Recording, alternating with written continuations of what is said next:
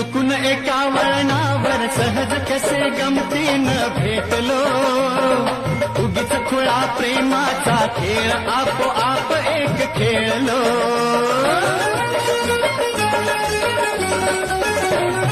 रंग त्याच खेळाचे अंतरंगी नकळताच उतरले, रंगलास तूही त्यात मीही त्याच प्रेम रंगी रंगले.